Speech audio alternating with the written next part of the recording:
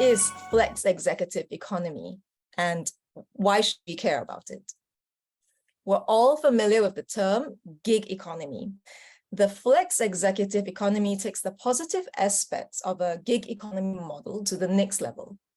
Going outside the constraints of traditional employment, the flex executive economy is a revolutionary approach to boardroom dynamics and offers opportunities for C-level talent to connect with organizations all around the world.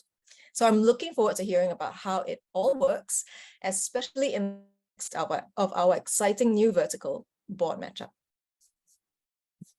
Karunesh, you created this revolutionary notion, including putting a name to it, flex executive economy. So tell us about what prompted you to do so. Thank you, Adeline, and welcome all the participants today. Flex executive economy is a term that came to us because as we started to work on the whole concept of how people, our talent is working today, we found that there is certainly a very large group of people which is wanting to work in a very different way than we were looking at it earlier, which was the full-time employment. We all know them as gig workers, or when we talk about the economy, we talk about open talent economy. What we saw is that the moment we use the term gig worker, most of the people actually relate to a population which is working at, say, an Uber or a Grab or Deliveroo, which is a very different population. While we look at the executives, the population of executives working in the same way is continuously going up. I was looking at some data and I saw that more than 50% of the people between the age of 55 to 64 are moving into what we call entrepreneurship. But in this sense, entrepreneurship also takes care of this concept of working with a portfolio of work, which is almost like working for multiple different type of clients, customers, or organizations. And we thought the most appropriate way of defining this population will be something which represents them well. And that's why the term flex executive economy. So that's the background of how we came up with that. But I think it's more about representation, Adeline. And I see that the representation of this population was extremely important because this population needs a very different type of treatment. Also, the way we are able to actually engage with them and work with them requires a very different approach. And that's why this different term also. Thanks for that, KP. It's a lot of clarification, and I really like how we've taken something that was actually new and now so familiar to all of us, gig economy, and now we're creating something even more new and exciting. So, David, I'd like to hear your perspective on this. When you first heard this proposal, what were your thoughts on it, and have your first thoughts changed since then? When KP first started discussing this, the flex economy for executives with me, I immediately seized on the notion because it sort of pulls together 3 or 4 threads that I had been independently looking at. Just first of all, some facts. I mean, KP mentioned the 50 to 65-year-old cohort, but and that population is becoming increasingly large and increasingly important. The population of over 60s is going to double by mid-century. And almost 40% of the workforce in the US is actually over 50. So at the same time, we've got the weird, never before seen population trends happening, where the replacement rate in the global north, the birth rate is actually falling below replacement rate. And the population growth of birth rate in developing countries is also so for the first time ever, we're going to see an aging, declining population globally. But what's also happening is that people are living longer and they're living better lives. So I had the opportunity a month or so ago to sit on a panel with a woman named Aviva Wittenberg-Cox. She's been doing a lot of work on this. And she's come up with this new concept called 4-quarter lives. So as we increasingly age towards or live towards 100, we've got this extra 25 years, this extra quarter of our life where we're thriving, we're intellectually engaged, but we don't really know what to do with it. As we age, we're still wanting to do things in society and make a contribution. This extra third quarter, this 25 years, what do we do with it? And what we're seeing is that we're shifting from recreation, which is retirement, where you finish your career and off you go sailing or sitting on the veranda sipping a gin and tonic at sunset, to actually wanting to do and contribute and remain engaged. And so that's where the idea of a portfolio career comes in, where people can take their skills that they've learned through their experience and their leadership phase, and now in the freedom phase, they can give back in the ways that they choose. So it's not necessarily full-time, and it's not necessarily in an executive role, but it is contributing, and it is taking advantage of all that you've learned and all that you've experienced up to now. So really, the flex executive economy is exciting for me, and the connection to board matchup, which we'll get into a little bit more. But that's why I put my hand up and said, KP, yes, absolutely, I'd like to be involved. That's fantastic. Thank you for this really interesting observation and for shining a light on this demographic that might not necessarily be talked about as much. And you know, that brings up so many questions. I mean, I had so many questions before, but now it brings up even more questions. But first, I'd like to touch on one question that comes right to the center of my mind when you talk about this demographic in particular. So we just talked about we just mentioned gig economy, which is, you know, no longer a new concept. It's now such a big role in the world of human resources today. And there's also a new term that I've just come across, which is FIRE. So it stands for financial independence, retire early, which is, to me, really related to what you were talking about earlier. So could you talk to us more about how board matchup and how flex executive, actually before board matchup, how flex executive economy can help to relate to FIRE and achieving FIRE, which is financial independence, retire early? Sure. I need to preface this by saying I'm not an accountant, and so don't take anything I give you as sure. We just love to hear your thoughts. Advice. But so as I said, you know, this third quarter we're talking about, you're really shifting from the recreation retirement to recreating what it is you do as an individual, and you're able to, in this third phase where you're in your freedom phase, you're actually able to start dictating your own terms. And that includes both time that you want to spend and money. You can start asking to be paid a lot more and a lot differently than if you're in a full-time job. And really, of course, the money and the time are interchangeable, and one leads to the other. But that also allows you to continue to earn an income and earn financial independence as you move away from your full-time employed role. So, you know, where the age of 65 came from, or 67, you know, it's just really picked out of thin air. So it could be 50, it could be 55.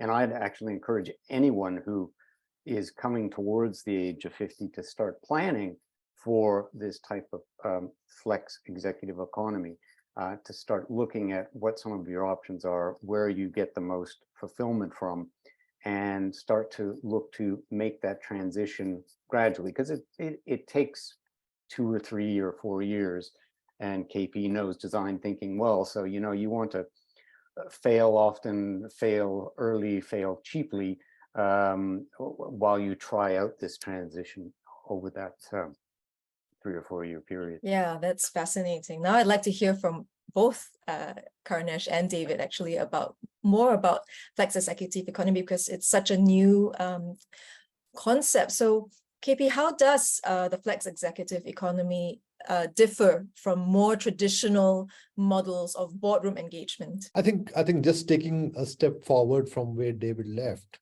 I think people who come to the stage, you know, when they have done their 9 to 5 kind of a job for a very long time, they want to continue to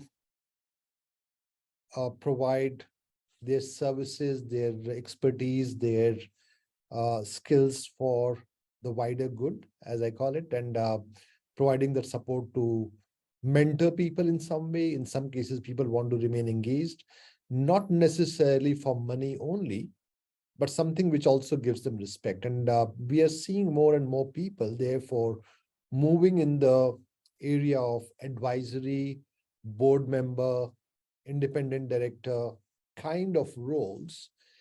And we are also seeing that with the number of new companies, whether it's technology companies or other startups which are coming up, they do need that kind of skill available, but may not be able to afford that. So what is happening is, we heard the term a few years back, somebody talked about the fractional executive, and they used the term for saying that this executive may be working for just 1 day or 2 days a week for certain organization, may not be as expensive for the population or the companies who are engaging them, but can afford to engage them. But for the executive, that's the perfect thing to happen. When you bring it all together, the need from the market, which is so many new companies coming up, we are not talking about only the top 100 companies, but so many new companies, whether they are startups, matured or A, B, C series funding. And we know the startup stories. I mean, there's so many successful startups which have come up in the last few years. The last decade has been one of the best when it comes to the startup ecosystem. These people do need that skill. And therefore, it's a very good thing coming together in terms of the availability of these executives who do want to work in a very different way, and the demand that's coming from the folks who actually need that skill. So I think that's where it all comes together in the form of flex executive economy, because this economy tends to take care of both. Keeping in mind the fact that while these people are financially secured, most of them do want to remain engaged, because this is also good for the well-being of these people who want to kind of use their time well. And that's the best kind of best way of coming together. That, you know, it's also a reflection of the rising importance of the G in ESG, and that's governance. So all of these small companies, as well as larger companies, startups as well, are realizing that governance can often be the key to a successful growth and a successful startup. And corporate governance really is changing in a number of ways and very quickly, and that is also feeding into the flex executive economy. It's the role that the board is playing is changing, and changing rapidly. The conservative style within the boardroom needs to change, and those that embrace that will find that that will lead to improved performance. And then thirdly, organizations themselves need to change, become much more adaptable, become more tech savvy, digitalization, whatever particular area they need. It all needs to change from the top. And that means that the board needs to reflect the broader society that the company is trying to operate. And I hear both of you speaking, I hear a lot about the flexibility aspect of this this new way of life, how I like to say this new way of executive life. So Karunesh, I'm curious to know your thoughts on this. Moving forward with the flex executive economy, what are your views of talent management in the future of work? I think that's how I see the future of talent management. In fact, when I look back, when we created my other company, which is Bridge It All, gig economy was the basic pillar on which we formed that company. And Bridge It All was all about gig economy, more people coming together, all the people who are working on projects, on-demand kind of talent, they coming together. And we realized that most of the companies actually needed that. Let me just give you an example. I mean, we know of so many different organizations who would hire people in bulk, and then 1 or 2 or 3 years of work life, and then also retrench at the same speed. Now, this was happening particularly in few functions, and most of those functions were projects related. And now you will find that more and more people who work on fixed time projects to do change transformation related work started to work on demand kind of a model. So Bridge It All is what we created. Now, I used at that time a sentence, and I said that gig economy will be the tsunami of talent management, is what I said. And I still stand by that, because I think the way future of work is evolving, we will find more and more people working at their own style, at their own terms. And when that starts to happen, we'll see demand for flexibility in the way they work, the time at that they work, the location from where they work. And this is all about flexibility, therefore. So the future of work is totally dependent on the good talents, terms and conditions of how they want to work, instead of what we saw in the last multiple decades of companies asking people to work in certain way. And if we need to match that, if we need to bring it all together, then we need to have the right ecosystem, which actually is able to allow people to come together on those topics and be able to work together. So that's what we are working towards. Thanks for that, KP. And so, David, now talking about talent management, I'd like to hear your views on this. And actually, I have a question for you. Are there any skill sets or qualities that you think would be especially valuable for executives who are interested in adopting this new way of life, the flex executive economy? Sure. I mean, I absolutely agree with everything that that KP has said. A tsunami of talent management has arrived. But I think it's useful to look at the skills you might require in a bit of a different way, and it's something that is called skill stacking. So if any of you know Scott Adams, perhaps the greatest management thinker of all time, otherwise known as the author of Dilbert, the cartoon strip, and he has said, look, if any one of us looks at becoming a gold medalist in a particular sport in the Olympics, our odds of doing that are pretty small. And the same equates to a career. The odds of becoming a CEO of a Fortune 500 company are kind of stacked against you. But if you take a look at saying, well, look, I'm going to find 2 or 3 skills that I'm going to be in the top quartile in, that's not so unachievable and not so unrealistic.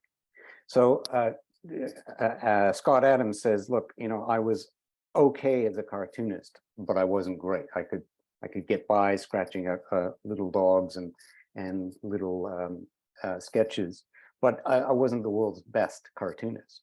I was an okay joke writer, but again, not the best. And he said, but the third element that I had is I actually worked inside a company as a software engineer. And he said, and so what I did was I've combined all of those 3 skills in order to stand out from the crowd. because nobody has those three combinations. And he's turned into that little comic strip, he's turned into a billion-dollar enterprise by stacking those skills. And I think if people look at themselves in that way, okay, I'm good at this, I'm good at that, and I'm good at a third thing, how do I combine all of those? Then that's your way to stand out, and that's your way to sell that unique skill set through the flex executive economy. Thanks for that, David. Thanks for sharing that. Same question to you, KP. Are there any specific skill sets or qualities you think might be especially helpful for executives who are thinking of adopting the flex executive economy? I think there are multiple of them. I was creating something like a model, and I found that those who have expertise on certain area tend to be, more comfortable. So expertise is one, and the financial security is the other one. I wrote some blogs also around this topic saying that financial security as well as expertise actually makes people more in demand. But talking about this group or this segment of people, when we talk about them, and actually David puts it the best, but I'll repeat it on his behalf here. I think the biggest skill that changes from a normal executive to what we are talking about here is the differentiation between telling and asking. Most of the operational leaders tend to be the people who give instructions. And the moment you go into an advisory role, the moment you go into something like a board member or something around those lines, the tendency is to look for people who will actually be able to ask questions, ask more difficult questions, ask questions which will lead to a good outcome. And I think that's a very big skill that people need to adapt, and they need to get better at. The other notion that I see, and I see very often people talking about, which I think they need to come out of, is normally I would assume that anybody who has spent 20, 25 years, 15 years in any job will be at least good at that. That's not what differentiates people. What differentiates them is exactly what David was talking about, that how do you stack it together to be able to create something which makes you better. So for example, if I look at horizontals and verticals, there are a few horizontals like ESG, like talent management, like diversity and inclusion strategy, something around risk management or governance, which cuts across all kind of industries. I think the advisory work, the board members' work is to be able to focus on that. Industry expertise is assumed because the executive team of that organization is mostly also quite comfortable in that space. So I think that is something which is a realization that needs to happen for the executives to understand that what is their playing field. And this playing field is not as narrow as the industry. It's a much wider one. And people who will look for help will look for additional skills, not the same skills. So that's the difference we are talking about here, Adeline. Yeah, I really like what you're talking about in terms of the differentiations, especially between telling and asking. And the good news is David tells it best, and he's actually right here. So anything to add on that? Well, thanks, KP, for highlighting that particular principle that I do like to adhere to. I think it's really, really particularly important when you're looking at a board as a director or as a chair. You really do need to move from the telling leadership, the top-down type of thing, to the asking leadership, by saying, well, tell me why you did this and what would happen if we didn't do this, or if we did something else instead. And by asking the right questions to the right people, you can get a far clearer picture of what's happening, what the organization is doing, and what's propelling it forward. And also that transition that KP mentioned, you know, what got you here I'm a 25-year veteran in a senior management role. That's important and necessary, but not sufficient. So what got me here won't get me there. And you really need to have that shift in mentality, which is interestingly often very difficult for CEOs, and why most of best practice guidelines for the composition of boards suggest that a retiring CEO not stick around and move up to the board. If he or she want to sit on a board, they should go into a completely different company in possibly even a completely different sector. Because it's very, very difficult to make that shift from do this, and this by X, Y, and Z, as opposed to why are you doing this? What if we did something else? What would happen if we did things in a different way? Yeah, it really sounds like, from hearing both of you talk about it, it really sounds like flex executive economy is going to be a real game changer in the way boardroom dynamics play out. So now I think we're all interested to hear, tell us more about board matchup. No, can't wait to talk about this. This is something which actually evolved over a period of time, but let me start by saying where the need came from. I've been working in the area of change and transformation for quite some time, and I saw the way organizations function. They always talk about, okay, I need to train my middle management and people managers on change, and I want them to be much more flexible and adaptable to change, which is a good thing to do. But I always saw board and the top management also as one big segment that one needs to work on. Sadly, I don't see that changing at all. They need to really do something about what changes need to happen at the board configuration, the quality of discussion that happens here. I didn't see that happening. So that's point number one. Number two is the whole formal way of working. And I keep saying this to myself, that why would you, in this age of technology, start a meeting by saying that I want to say this, Mr. Chairman? Why Mr. Chairman and why Madam Chairperson? That formality actually is the starting point of saying that we can't have a good discussion, because you have set the hierarchy right there. The moment we have that kind of formal interaction and no discussion, every change is based on the principle of good dialogue, which we don't see happening. So that's the second. And the third aspect is the entire availability, supply and demand of the flex executives that we spoke about some time back, right? When I bring all the three together, I see a huge need for an ecosystem which will actually break the entire, what I call as old boys club or old women's club, whatever. The club that is there, which is also being fed by some of the large recruiting firms, to be honest with you. So what is happening is there's an ecosystem which is already in place, which is very elite. It works like a club in which not everybody can get the entry.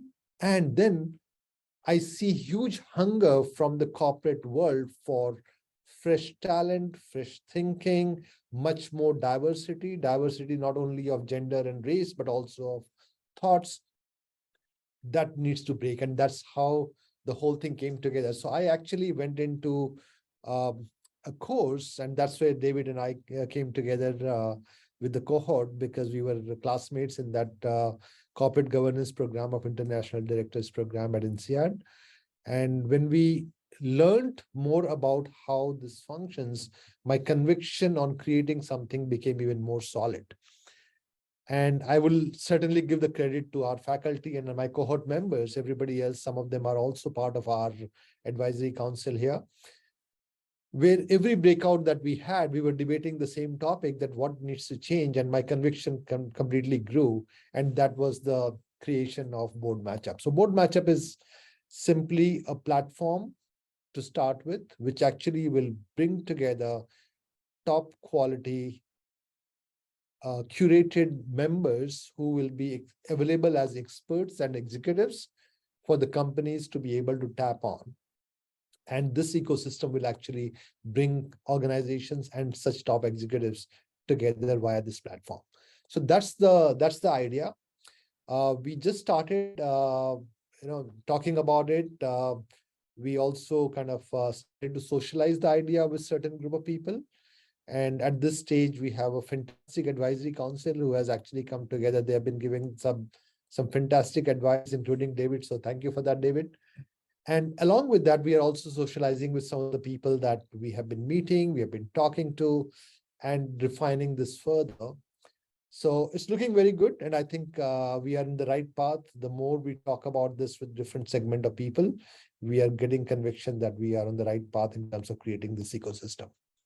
So that's where we are. I'll let David add whatever he wants to add to this. Yeah, that's Sure, really exciting.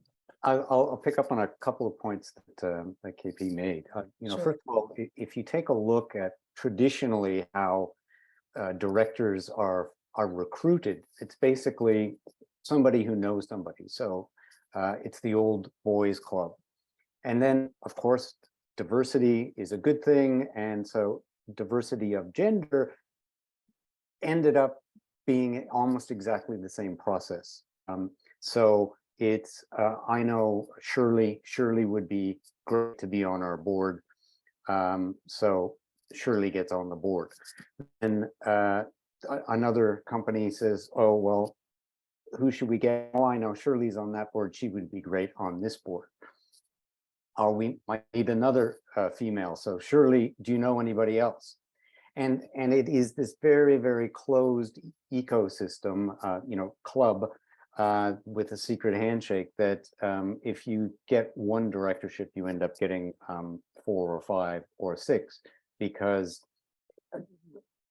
how else do you find them? And so the search firms are really just an extension of that. And if you happen to know the executive search firm or be on their database, then you'll get put up, and the company will pay a few $100,000 for the privilege. But it's pretty much the whole process, just in a different delivery vector. So the diversity of gender is important, but as KP also said, it's got to be more than diversity of gender. It's got to be social diversity, so ethnicity, race, age, also professional diversity. You don't want a bunch of IT specialists running an IT company, because you'll have blind spots. You will have less innovation and disruption that you'll be able to foresee. So I think board matchup is a great way to end up with this diversity of thought that you want on a board of directors. And of course, the culture itself, as I alluded to earlier, the culture of the company and the board has to change. So it's not just diverse, but it's inclusive. Because if you have people on a board with different ideas and different ways of thinking, but they're too afraid to bring it up, or it doesn't get discussed in a fulsome manner at the board level, then there's no point in having that diversity. And all kinds of studies that were conflicting, saying, hey, once we finally get to be diverse, does our performance change? And all sorts of conflicting messages, until they started digging down and saying, is that diversity valued? Is that diversity included in the board's thinking and discussions and thought processes? And that's the actual differentiation that leads to better performance and better outcomes.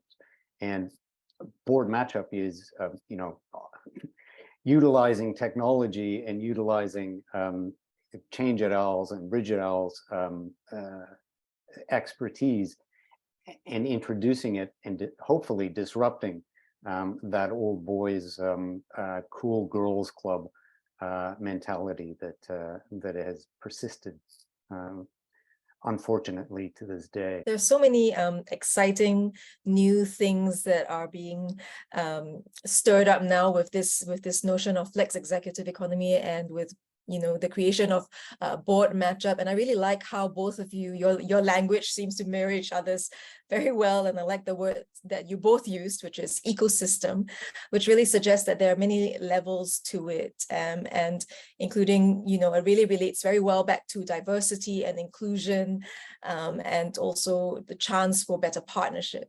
And speaking of partnership, I think this is a good time to open the floor for some questions. So anyone listening in the audience, if you have any questions, feel free to speak up and ask. You can raise your hand and we'll call on you, or you can also type your questions in the chat box if you're more comfortable. So while the questions are coming up, I just wanted to add one more point to this. We are just getting started. So what we are also trying to do is, because it's always the quality of our experts or executives available on our platform is what will also attract the right kind of organizations to work with us. So what we have been doing very rigorously is looking at who should be in our database to start with. And we have been very clearly trying to invite people at this stage, because some of the people that, again, belong to the same population, they're aspiring board members, advisors, and come with excellent academic or certifications. So we started from INSEAD's certification on corporate governance, and we started to invite them to this pool. We also looked at the pool, which is a very popular one called IIM from India. So Indian Institute of Management, which is one of the most popular management school in this part of the world, certainly is another pool that we looked at. And last week we were actually meeting up with the group from there, thanks to Sudipto, who's also on the call. And we actually managed to kind of socialize the idea with them. Excellent feedback. So looks like that we are going into a direction which resonates with a lot of people, which is great news. You mentioned technology previously. So I just wanted to ask both David and KP, how big a role does technology play in flex executive economy and even board matchup? Sure, I'll go first. It plays a huge role. I mean, not only in both. So not only does it enable you to essentially be a digital nomad and be anywhere and work for anyone, but it also encourages, I think, more open, honest discussions. So it used to be that, if you were on a board, you were either limited geographically or you had to factor in the fact that you're flying halfway around the world to make a meeting. Whereas now everyone is comfortable with a Zoom meeting or a hybrid meeting. So that really widens the pool of people that you can select for your boards or as your advisors, but also widens the pool that you as an aspiring director or advisor can put your hand up for. But also, I know I don't know anything much behind the workings of the platform other than to know that it's pretty sophisticated, and I know that as we get more and more folks on the platform, that the matching and the selection process that you'll be able to go through will be pretty wild. But I'll let KP go further into those kinds of details. Thank you, David. And you're absolutely right in saying so, because in terms of the ecosystem of how people interact, I think COVID was a big eye-opener for everyone. And therefore, the playing field for the executives is not confined to a geography anymore, which is a big relief by itself. It opens a much larger talent pool for the companies to look at globally, which is the best thing to happen. Now, coming to the platform and the way we have structured this, I'm very happy to report that we selected the technology behind Board Matchup, which is one of the top companies in what we call UI UX for the candidate experience. And when I say candidate, because this is a recruitment model in which they use the word candidate, our executives will find it very easy. And those who have experienced our platform will see that it's mostly very easy to navigate. and the experience of interaction to everything, including applying to a role, looking at the way it feels when you are looking at the platform. It's all very good. So that's the best thing. Having said that, this much more to it behind the scene, because the machine learning and the artificial intelligence component of this platform is again very sophisticated, which actually is not the usual keyword search. There is much more to it in terms of how it is actually taking data from the information uploaded by the person, how LinkedIn data has been taken from the LinkedIn platform to be able to use that, and then the entire interaction piece of how the person is kept updated from one stage to the next stage to the next stage.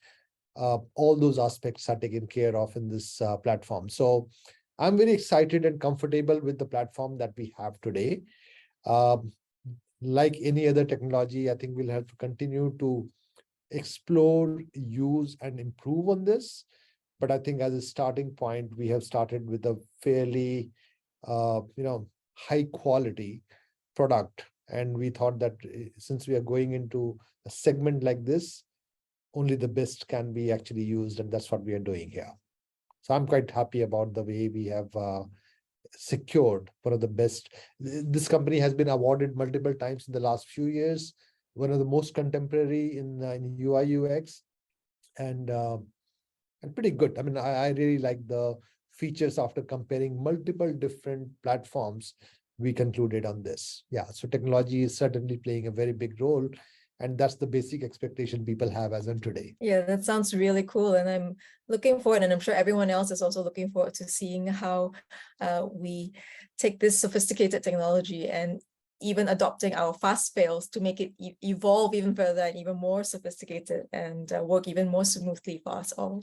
So I just have one last question before I think we have to go, which is, we talked about the candidates, we talked about the user experience. So I'm really curious, and I'm sure everyone is too, are there any, what is the impact that board matchup actually potentially has in the way that organizations can structure their leadership roles and benefit from this change? Maybe David, would you like to share your thoughts on that? Sure. I think it comes back to the diversity that we talked about. As KP said, it's now a global pool that is available, but also you can now find people that you don't know. You don't need to ask a friend of a friend, and that diversity, again, across age, across gender, across ethnicity, and across industries and experience, will serve to enhance any company's performance, whether they be small or large, and the actual performance of the board or senior leadership. So I think that's the huge opportunity here. It's like uncovering this hidden population that you never knew existed before. Yeah, I totally agree, and that's really exciting as well. KP, what are your thoughts on this same question? No, I think we'll see a lot of new development in this space, meaning the way diversity is being talked about, the way companies are looking at new talent. Certainly the pool becomes bigger, but it's also the fact that they will have visibility to different type of resources that can be used by them that never occurred to them. In other words, I don't expect in a normal course of work, somebody will go and say, okay, fine, why don't I look at someone in China today while my company is based in Europe? But this kind of an ecosystem can actually provide them visibility to that pool and also interest to be able to hire. And to David's point earlier, when we look at the technology angle of that, where nobody has to take a 12 hours flight to be able to get somewhere, 14 hours flight to get somewhere, if they can join those meetings and actually start to contribute, nothing like that. So I think companies will benefit a lot from this. The other big aspect from my point of view is that the moment organizations go to expensive, big brand executive search firms, their cost of, hiring somebody also goes dramatically higher, which is always a challenge.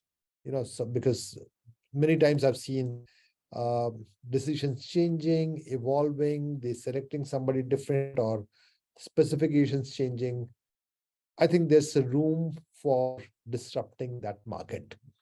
And board matchup, I'm very confident will actually disrupt that market, because companies are certainly looking for slightly different type of model than what is there in the ecosystem right now. I like that word, disruption. It has to start from a disruption.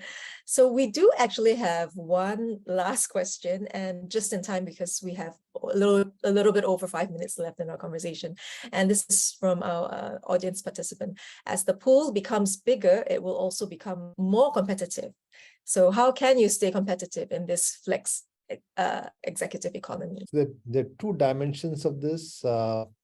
I would look at this as, if I'm the executive and the pool has become much bigger, then there's nothing like continuously being able to upgrade myself and keep on learning, because that's a never-ending journey. I think that's the only answer to how a person can remain competitive. But when it comes to someone like us, as board matchup, when I wear that hat, I think it's very important for us also to remain competitive in the market, know our sweet spot of where are we playing, meaning, are we competing with the big search firms? Are we just a platform? Are we a learning academy, or we are a mix of all? It's, I think, something that we need to think about ourselves. And as a normal design thinking, model, what tells us is that we need to kind of fail fast, learn faster, and we'll continue to do that. I can see today when we are doing our evaluation, we are finding a lot of platforms which are actually charging subscription, for example, or they are becoming more like a learning platform than a matchup platform. We are very clear that we are never going to charge anything to any of our executives, because that's not fair, simply put. But on the other hand, I think we also need to think about, what do we start with? Learning is a lot available today. It's absolutely kind of easy to find with technology today we have. Learning is not difficult to find. So our continuous focus will be on matchup, then on learning. That's how we are looking at it right now. In the long term, what happens, we can't tell, but that's the focus. And I'm hoping that I'm going to the Dilbert example that David gave earlier. We need to find our own niche so that we are able to focus and build on that instead of trying to be everything to everyone. That's how I'm looking at it. That's a great take on it. And now there's actually one more question from the audience. So how about David takes it this time? The flex executive economy is expected to create a disruption in the traditional boardroom setup. And as you said, the old boys club. So will that result in a conflict within an organization between the hierarchy, you know what I mean, Sure. management setup and the incoming new ideas from the flex executive economy? Well, sure. Great question. Yes. And that all comes down to the culture of both the board and the company. If the board is open and as I said before, inclusion, then they're able to harness that diversity of thought and opinion and include it in what the company does and how the company does things. If it remains rigid, hierarchical, the board members can't speak to the second layer of management. You can only go through the CEO. Then those old ways of working aren't going to be effective anymore. There's a new framework out past year or so that looks at how companies can harness that diversity and can ensure that it's an inclusive environment in the boardroom. And the acronym, because there always has to be an acronym, is CARE. So that stands for composition, so that equals diversity. Activation, which equates to inclusion. You've got to get everyone talking, have an open dialogue, and be accepting of difference of opinion and thought. Then it's review and report. Hey, how are we doing on this whole diversity thing? And are we being open and honest in our culture? And then finally, one of KP's favorite word, it's ecosystem. So are we looking at not just changing our board, not just changing our company, but what sort of effect are we having across the entire supply chain, both all the way up to our society and all the way back to our suppliers? I agree with David. That was a really great question. And thanks, David, for your answer as well. And I think that it was a conversation that actually was very heartwarming as well, because there were a lot of nice words in there, not just exciting things like disruption, but also things like inclusion and diversity.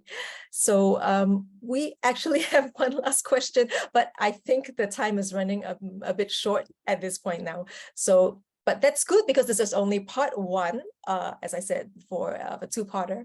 So we will definitely revisit this question in the new conversation about flex executive economy. In the meantime, really thank you everyone for joining us. We really appreciate you taking the time to participate in our dialogue. And yes, we encourage the questions to come in earlier next time, but we can continue this conversation, as I said, again, really soon. So please give a round of applause to our guest speakers, our founder, Karunesh, as well as our special guest and speaker today, David Mair. Thanks for joining us. Thanks, everyone. And for those who would like to revisit this conversation, please visit our Change It All pages on Facebook and LinkedIn. Do like and follow us to get more updates. And we will be releasing more information very soon about both board matchup as well as part 2 of our conversation on the flex executive economy. In the meantime, everyone, please take care and have a lovely early weekend.